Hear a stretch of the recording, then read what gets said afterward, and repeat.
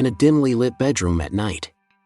Sarah, early 30s, sits on the bed, staring at her husband, Mark, who is in the bathroom with the door slightly ajar. His phone, usually locked, is left on the nightstand. It buzzes. Sarah started with a feeling. A whisper in the back of her mind. Mark had been distant, secretive. And that night, for the first time ever, he left his phone unlocked. She hesitates before picking it up. A single message glows on the screen: tomorrow. Usual place. Midnight. No name, just an unknown number. Murmuring. Midnight? Who meets someone at midnight? The bathroom door opens. Mark steps out. Sarah quickly puts the phone down, pretending to be asleep. But inside, her world is already unraveling.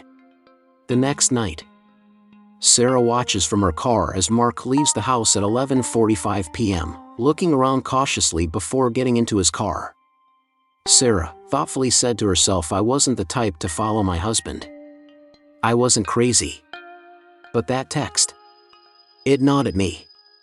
She grips the steering wheel, her heart pounding as she follows his car through dark, empty streets. Finally, he pulls into the parking lot of a rundown motel. Sarah's breath catches. Her worst fear confirmed. She grips the door handle, ready to storm inside, until she sees something that stops her cold. Mark isn't alone. He meets with a man in a dark hoodie. They exchange a thick envelope. Mark looks around nervously before shaking the man's hand. This wasn't an affair. This was something else. And suddenly, I wasn't sure which was worse, said Sarah. Back home, Mark sleeps soundly. Sarah, wide awake, stares at the ceiling, her mind racing.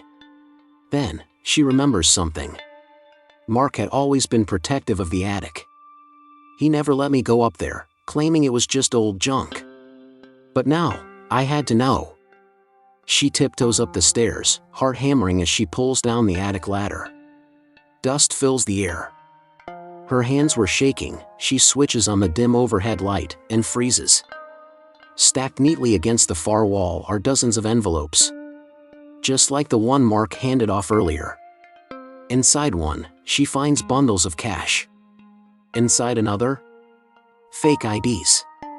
With Mark's face, but different names. I had followed him expecting to catch a cheating husband. But what I found instead was a man I didn't know at all. The next morning, Sarah sits at the kitchen table, the envelopes spread out in front of her. Mark walks in, still half asleep. He stops dead. Mark quietly asked Sarah, "Where did you find those?" Sarah firmly asked, "Who are you, Mark? And don't you dare say my husband." There was a long silence. Then, Mark sighs and sits down across from her, rubbing his temples. Mark responded, "I never wanted you to find out this way." "Find out what?" asked Sarah. "That I married a stranger?" Mark pauses, then responded, "My name isn't Mark." Sarah's world tilts. Mark quietly continued, "I was in witness protection. Before you, before this life. I testified against someone dangerous. The government gave me a new identity, a new past. And for years, it worked. Until now." Sarah stares at him, unable to process what Mark was telling her.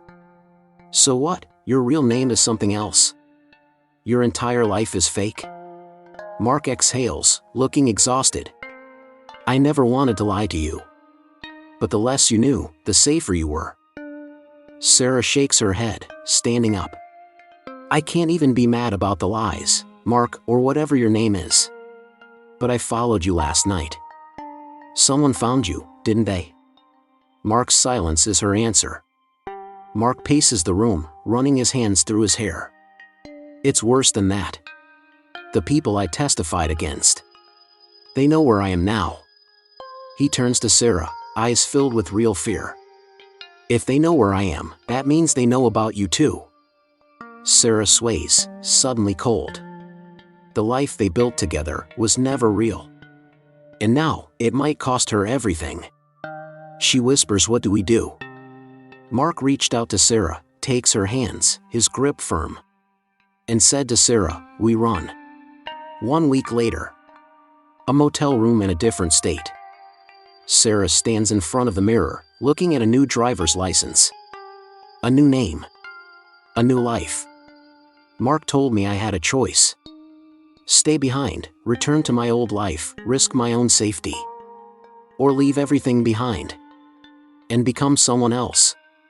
She looks over at Mark, her husband, a man she thought she knew. He's sitting on the bed, staring at his own new ID. Pause for a while. Then, Sarah picks up her bag. "I have made my choice." She walks to the door. Mark follows. Together, they step into the unknown. The question is, would you leave everything behind for love? Or would you walk away?